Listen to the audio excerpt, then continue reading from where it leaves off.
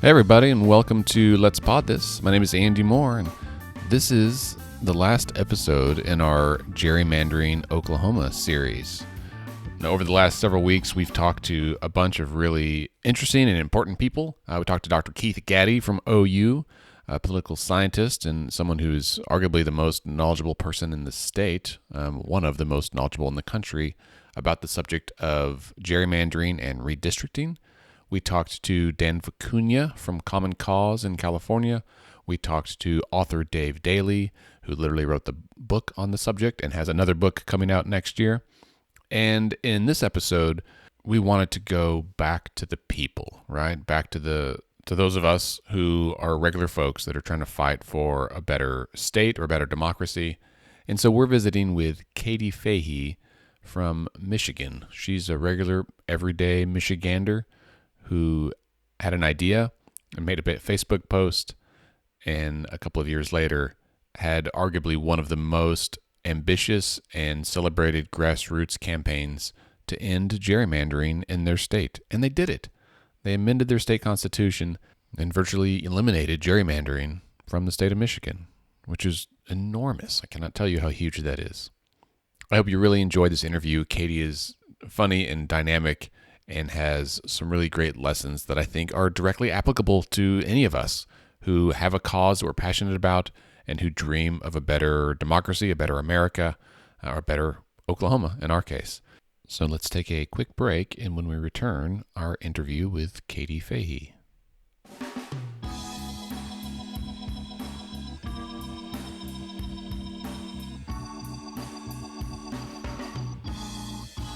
On the phone, we are joined by Katie Fahey from the great state of Michigan. Hello, Katie.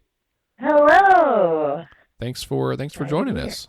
So, Katie, we're talking to you because you founded an organization called Voters Not Politicians, and we want to hear more about that in just a second, but let's start back at the beginning. Your background is not in politics, so how did you start your career?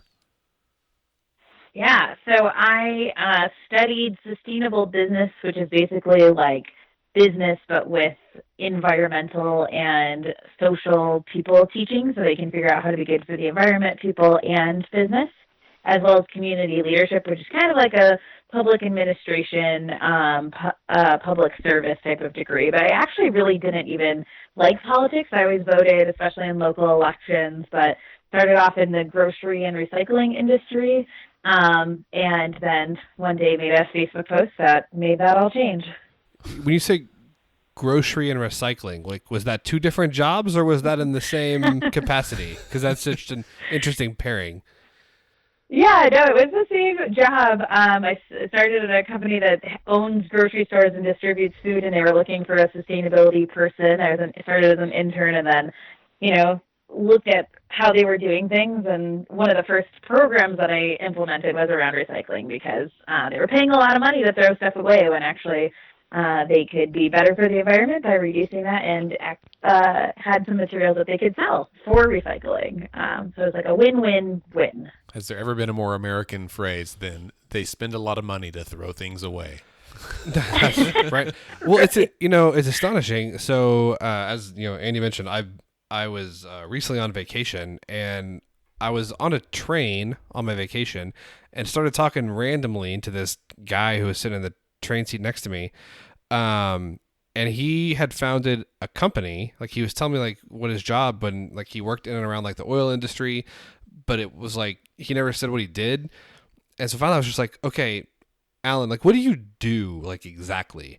And his like whole business is like environmental like cleanup of like big construction projects, mostly focused around oil, and it's just like it's waste disposal and whatnot. And apparently he makes, the appearances are he makes a lot of money doing that. And he literally started like cleaning up trash in like a field somewhere, and now has this like giant company that takes these huge like waste. And that came to mind because it's really, really expensive to throw stuff away. Mm-hmm. Mm-hmm. It is. And actually, recycling tends to create more jobs as well as be better for other businesses, too. So there's a lot of good benefits, and people, in their workplaces, like feeling like they're doing something that's giving back or at least being less wasteful. So it's a good field to be in. Well, that's a good segue to our next question, because you talked about starting something hopeful from a pile of trash.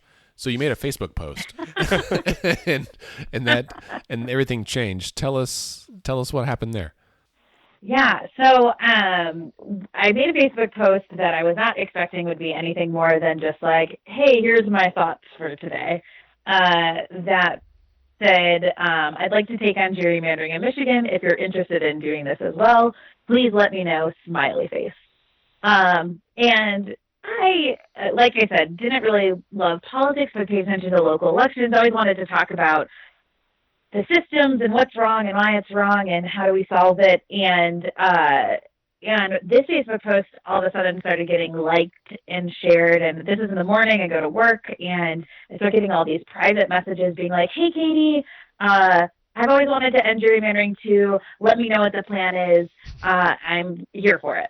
From strangers, people I did not know. And it turns out that my Facebook post had gotten shared in a lot of different political groups that had started up around the 2016 election. And all of a sudden I was being friends with a bunch of people I never met before on the internet who all wanted to end gerrymandering. And so we made a Facebook group that said, that was Michiganders for Nonpartisan Redistricting Reform, which is not a very catchy title, and started organizing from there. I love that you guys are called Michiganders. That makes me happy. It's more catchy than Oklahomans, I think. But one other thing that kind of strikes me is you said you were never really like into politics, voting in local elections and whatnot, but you felt like that gerrymandering was a huge problem, and that seems to me like most of the people I run into who care a lot about gerrymandering are political, like nerdy junkies like myself. So how did you get to care about gerrymandering, but also not being like super into politics? Like how did those dovetail? Yeah, well, and I think this might sound like a little millennial of me, but the part of politics I really don't like is the party part. Like, I've never been a big fan of like, okay, we're a party and we tell you how to vote and what to think, so like fall in line. It's just always been very unappealing to me. But I still have always really cared about the role that government plays, which I separate from politics, even though they're intertwined too. And I remember learning about gerrymandering at a couple different points in my life, never thinking I would actually do anything about it. But like in elementary school, I remember learning about learning about the political or the American Revolution and like how we were this country trying to stand for this crazy idea of like being for and by the people. And then you shortly learn right after about gerrymandering. It's kind of like a side note, but I have this distinct memory of saying like, wait, if we know that that's like wrong, then why don't we do something about it? And the teacher being like, well, that's the way it's always been. Which is never an answer I've liked hearing, because I said so, or that's the way it is. And I remember learning about it again in college.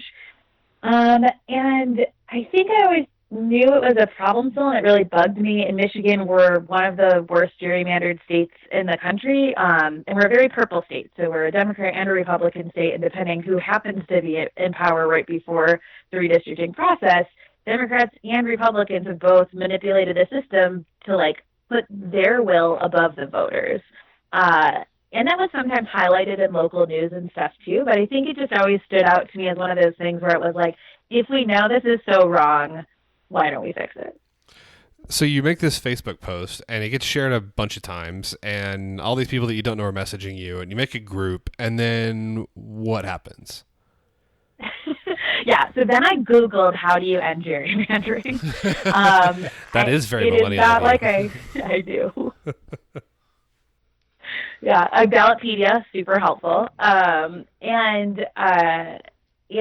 so we started organizing. I thought about what I thought political campaigns included.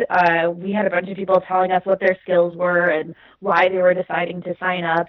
And so when I was looking at that, I was like, oh my gosh, there are some really amazing people who all care about gerrymandering, from people who were jazzercise instructors to people who had been vice presidents of Ford Motor Company. And I was like, if we can only get a couple of hours from each of these people, how do we use that most wisely? So we came up with like a fundraising committee and a policy committee and an education committee and a outreach and partnership committee. And wherever your skills lined up, we kind of brought people together, and then we talked about our plan of what do we need to accomplish together and who helps do what part. One of the first earliest things we had to do, though, is figure out which way do we want to end gerrymandering. In Michigan, we have the Citizen Ballot Initiative, where if the citizens of Michigan write constitutional language, gather a bunch of signatures, then they can put something on the ballot for the general public to vote on. But we also could have tried to bring a lawsuit saying that the existing maps were drawn illegally, or we could have tried to work with our legislature to change it. But pretty quickly we saw after doing some research that over the decades, many politicians had started trying to fix this problem, but it was never with bipartisan support. And it was, the Democrats trying to do it while Republicans were in charge, and Republicans trying to do it while Democrats were in charge. So we saw that there probably wasn't a quick way to actually work with the people who are supposed to write these policies. Yeah, so you realize that if you're going to change the system, you might have to go outside the system to make it happen. Yeah, exactly. So you get all these people together, you start a campaign. I read the cheat sheet, and so I know that you went with a citizen ballot proposal where you gathered a whole bunch of signatures, right? And it was like what you needed 315,000, and you got like 425,000, and you did it with like 2 months to spare in your deadline, something like that. Yeah. Nice homework reading. 315,654 registered Michigan voter signatures in 180 days. And when I Googled how many people even lived in the city I lived in, that was like only 200,000 people. And when I broke it down, it was like, okay, so if I quit my day job and do this all myself, I'll need to gather over 3,000 a day by myself. And quickly saw that would be a big feat, but we were able to actually get over 428,000 signatures in 110 days, because I really think about how we wrote our policy. When we were trying to figure out what does this solution look like, we actually toured across our entire state, going to each congressional district at least twice, asking the people on the ground what they thought was a good solution. Who should draw these lines once every 10 years? How should those lines be drawn? What do you want representation to look like? And what should be the process that's followed? And we had people from every single county in our state really being like, I am tired of this. I feel like no matter who I vote for, it doesn't ever add up to actual change or somebody looking out for me. And I want to help make this happen. And we were able to do that. And the other really cool thing, I think, is we got signatures from all 83 counties to put that on the ballot too, which is pretty rare to happen. I think we might have been the first campaign ever to get people from all across Michigan to sign something to put on the ballot. Yeah, that's super rad. And I want to just pause for a second to talk about us, honestly. But before we started recording, I told you that you and I have some similarities in our story. Our organization, Let's Fix This, started because I made a Facebook post and just invited my friends to go to the Capitol because we had a big budget shortfall. And I was like, we should go up there and, talk to our legislators. And I didn't know who the legislators were. I'd never been to the Capitol, even though I live right by it. And the next morning I woke up to a phone full of notifications from a whole bunch of thousands of strangers that were like, yeah, that's great. I want to go with you. And I had to figure out okay, well, now where do we go? And how do we get it? Where's the door? And what room do we go to? And that's actually how Scott and I met, is through this process. So how do you reserve the blue That's room? awesome. Yeah. So it's, so a lot of your story, I'm nodding as we're talking of oh yeah, I remember it's exciting, terrifying experience of just you realize how much you don't know all of a sudden, and you have to figure things out. And I'm super impressed with the fact that you guys organized into committees, and we kind of had a singular focus of just going to the Capitol, and it has since grown over the last 3 years. But to hear how Voters Not Politicians had a focus in changing the fundamental structure of democracy in your state. And I think I've heard you say that you were going to peacefully overthrow the government. And I really like that. And so I think that the way you guys got organized, and then not just got organized, but found ways to connect with the public throughout the state. And I think, to me, that's one of the things. Yeah, I don't know if this was a similar experience for you, but what surprised me the most, especially in the beginning, is just seeing how many people did already also care about this like I did, and who were also really, really concerned. And it seemed like all of us had kind of been waiting for like, okay, well, but what do we do about it, or how do we go do something? And being able to finally find each other, and even just being able to invite people into the process ended up being one of the huge ways we were successful, because there's just not a lot of people saying, hey, do you want to be a part of the solution? Yeah. Well, and like Scott said, I don't think any of us would have guessed that gerrymandering would be the unifying message that people were dying to get involved with. Right. Right. So you get your signatures, it gets on the ballot, you survive a couple of legal challenges from the people with a lot of cash. And this is going to be voted on, and it was voted on, I think, in 2018, right? Is that? Mm-hmm. Yeah. What happened? Yes.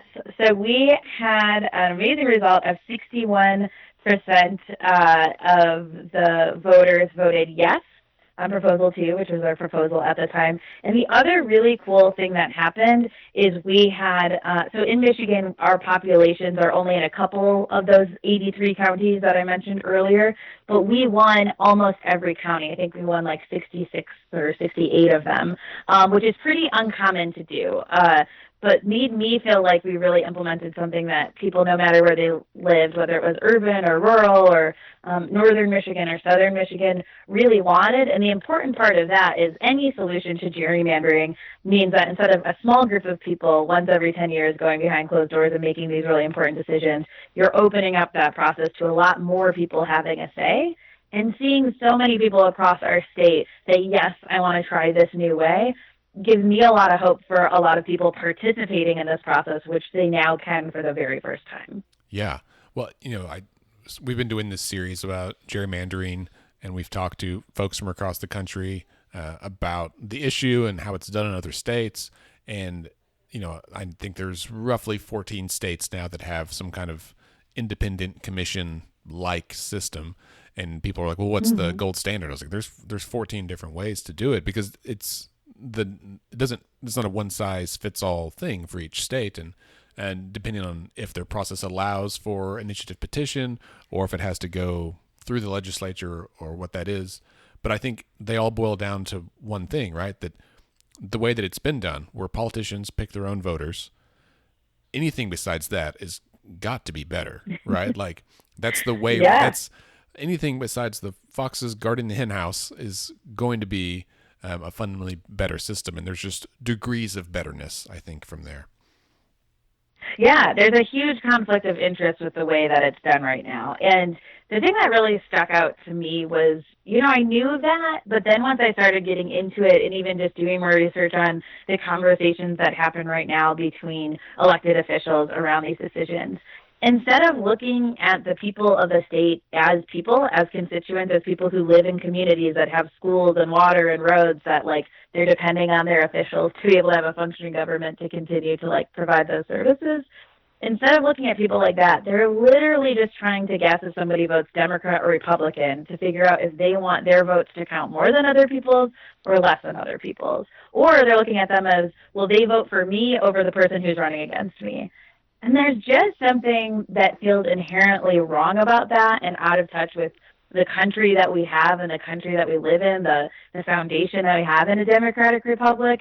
And I think that's actually another reason for why solutions coming from the people of the state is even more important, so that it can stay about that thing of how do we actually have a representative government where these lines are drawn to represent us, the people. Yeah.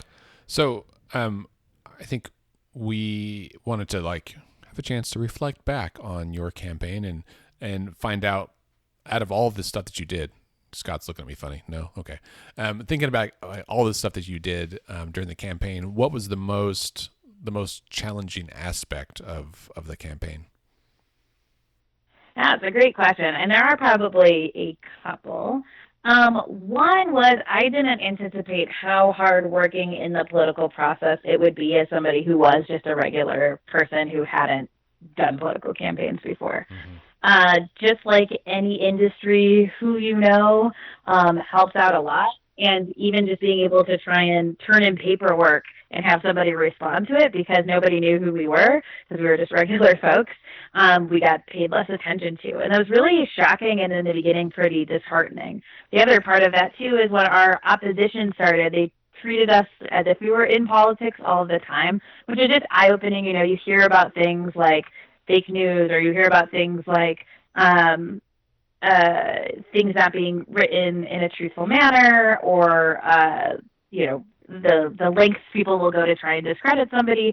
And that was starting to happen to us. All of us, you know, on top of our day jobs, dropping kids off at school and all of that, thinking and working as hard as we could to do something that we saw was good for our state, and then having like false ads written about us or put into the newspaper. Or I was sitting on a panel with somebody who said that the Facebook post was a hoax. And it's just so bizarre. It's such a bizarre place to be in, because you're like, what? I was there when I wrote it, though. Right. It wasn't the deep state. Like I wrote it. I wonder if one of the articles said I had like worked on like 3 national political campaigns, and I was like, no, I don't. And then we had all this secret money, and I'm like, we have no money. Literally, we don't even have a bank account yet. It was so eye-opening, though, because you always hear about that kind of stuff happening, and then being the one who's in that position, I think it was probably one of the biggest adjustments for me, and for our team, too, to figure out what is the right way to navigate this, too. And honestly, the right way was just by calling it out for what it was and saying, like, this is the world we live in. And, like, when somebody says something's a lie, like, directly being like, it isn't, actually, and here's this and here's that. Or, like, you know, of course the people who are currently drawing the lines are going to say something like that. Right. Being able to call that out from a perspective that was just looking out for the people of Michigan was really powerful.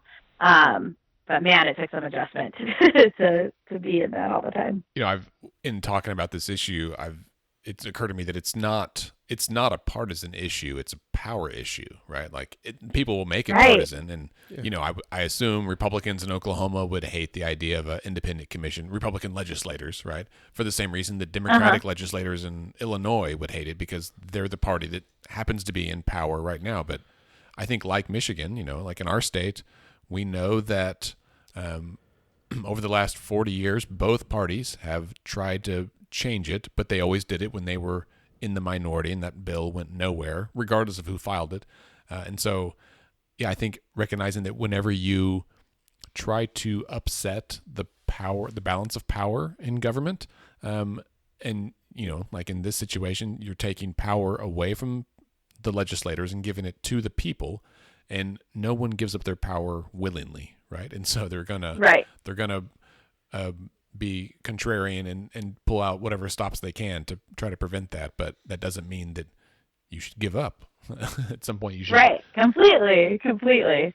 Yeah. There's a lot of power for being able to still show up and to show how many people really do care about this. And that's one thing that we definitely saw throughout the campaign. And honestly, another thing that was just surprising is, you know, both parties were not thrilled about this solution, because it really was cutting out their role that they currently have. And even people in the minority party might be in a gerrymandered safe seat, though, where they're guaranteed that a Democrat or a Republican is going to win that seat probably no matter what.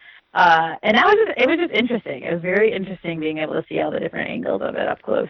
Well, because when you look at gerrymandering and places where it's, you know, it's been done away with, and you have like independent, you know, redistricting commissions or citizen-led commissions, what happens is there does tend to be a shift, right, in terms of how many seats each party gets, depending on how gerrymandered the state was and who was in power.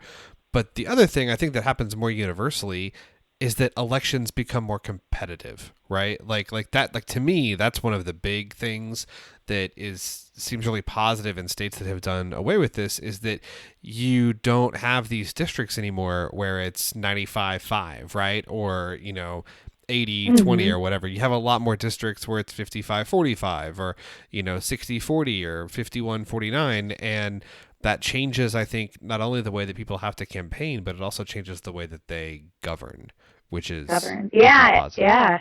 And they've also shown that even if the party that has that seat doesn't change, that you see a lot of newer people being elected into office, because the incumbents who have lived there and then try and make the seat safe from themselves, even from the opposition in the primary from their own party. So like if you and I run the same party, but I was in office and you were running against me and I know where your address is, I can draw you out of my district, literally, if I'm scared that you're going to beat me. And so what they've seen is like younger people being able to get into politics and more diverse people and just newer people when they've seen those changes, because the incumbents no longer are literally looking out for who are my voters going to be. Right. So to pivot a little bit from challenges, what was the most fun part of the campaign for you? Yeah, I mean, I think it was the people part. When I was making that Facebook post, you know, I was kind of at a breaking point. In Michigan, we have the Flint water crisis, which had led to a city's water source being poisoned with lead. And that was actually related to a decision that the people of Michigan tried to overturn, and then our government reinstated, probably because they were gerrymandered in and being unafraid to go against what the people of our state wanted. And I was just like, I can't live in a state like this anymore, where I know that until we fix this, another Flint could happen again. Mm-hmm. And then I started seeing all these people respond. And then I saw how willing, even though most of us had no idea who the other person was, how willing people were to fight for making our state better and a more fair place for anybody, regardless of who they voted for. People would donate their time and their energy and their money and their creativity. We had people make quilts that helped educate about gerrymandering and come up with songs. We learned that Independent Citizens Redistricting Commission is the same number of syllables as supercalifragilisticexpialidocious, all because we had an amazing volunteer who figured that out. And willing to cut clipboards and go and talk to their neighbors about civics. Like they would hang out at rest stops on Thanksgiving, because it's the busiest travel day of the year in Michigan, and talk to their neighbors about gerrymandering and how and what it meant for them, just because they saw that nobody else was going to do it for us. And that was just inspiring. It reminded me a lot of what back in fourth grade or whatever grade it was when I was first learning about our country and then immediately learning about gerrymandering, what I had thought and felt like our country could be. And to see that community, to see how much people really were just trying to fix it for everybody for decades to come into the future too, so that we could start trusting our government again, was just really inspiring, and I'll never forget it. That's amazing. This is our last question, I think. If you were going to go and start all over, is there anything you would do differently? And if so, what would that be? Yeah, well, when we were first starting, like, nobody really would take us seriously or help. And I don't blame them, because they're like, you're a group of people that met online and are trying to amend the Constitution to end gerrymandering. It is maybe skeptical sounding, but that really stuck with me. And part of what I'm doing now is with a group called The People, but it's trying to take the lessons that we learned from voters, not politicians, and just help other people who are working on redistricting campaigns or any campaign not have to recreate the wheel and start from scratch every single time. Like one of the things we started with was like a Google spreadsheet, which is like a spreadsheet that's online that anyone can edit, that people just started writing over each other's names. Like that kind of simple stuff of like, oh, one day we will need to be able to manage all the email lists that we have. Because we were starting from scratch, it was just kind of a like build as you go. And I really think that if we would have invested sooner in what does that kind of management system look like, or how can we make sure we're thinking about how we're saving our data, which is like kind of a weird answer probably to your question, but honestly, those basics of how are we going to keep people organized, knowing that we will need to grow to be successful, what do we do right now to make sure that anybody, when they're ready to step up and volunteer, we have something for them to do right away. Because people feel the urgency and they want to get plugged in, but if they're not hearing back for like 2 or 3 months on how to get plugged in, then they're going to get frustrated or do something else. So anybody who's starting that, I think that's what we would have hopefully somehow known to do differently or earlier. That does not sound weird at all. That makes perfect sense, I would say. Okay, yeah. Scott and I we are perpetually, and Scott's on the board for Let's Fix This, but he and I both are kind of tech nerds as well. One of the many kinds of nerds we are. And so we're constantly trying out new apps to see if it does something just incrementally better. And then if so, can we scale this to use it for, managing voter turnout data for the whole state or something. And so, Yeah. trying to find those right tools is a big deal. It is, especially when you have a lot of people who want to participate. It's and technology opens that so much, especially with connecting people's skills and what they want to do and how much time they have. Once we figured that out, that's how we were able to get 10,000 active day-to-day volunteers. But because they each had their own way that they were contributing, that helped us build something from a Facebook post to a successful campaign. That's really amazing. That is amazing. Well, Katie, again, I really appreciate you taking the time to visit with us and kind of walk us through a very short version of what I can only imagine was an amazing experience and campaign up there. And you guys won. I mean, that's at the end of the day, you started online and then you ended up amending the state constitution and making a better democracy from it. So well done. Yes, and I feel like we need to start a club of people who make Facebook posts that lead to changing stuff. I will found that Facebook group with you. Okay, that's good. All right. You all heard it here first. Katie, thank you so much for your time and great work in Michigan. Yes, thank you guys, and keep up the good work in Oklahoma. And that brings us to the end of this episode. Thanks again to Katie Fahey for joining us.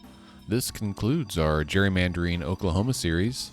I hope that you've enjoyed it, and if you haven't, please go back and listen to the previous episodes in this series, as well as our criminal justice reform series that we did earlier this year. Next week, we're going to take a break from our series platform, and we've got a special episode with OU athlete Peter Daggett. We're going to talk about the issue of paying collegiate athletes, whether or not that's a thing that should happen.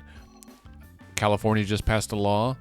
I've heard it's going to be proposed in Oklahoma next year. This is a very topical thing. So join us for that. It should be a very enlightening conversation, I hope. And then after that, we will come back with our healthcare series. We're going to do 3 or 4 episodes about various aspects of the healthcare industry and its direct impact on the lives and the pocketbooks and the mental health, overall health of your fellow Oklahomans. Should be a really great series. Scott and I both with a background in healthcare. It's something that we're both very interested in and arguably passionate about. So hope that'll be great. On that note, have a great week.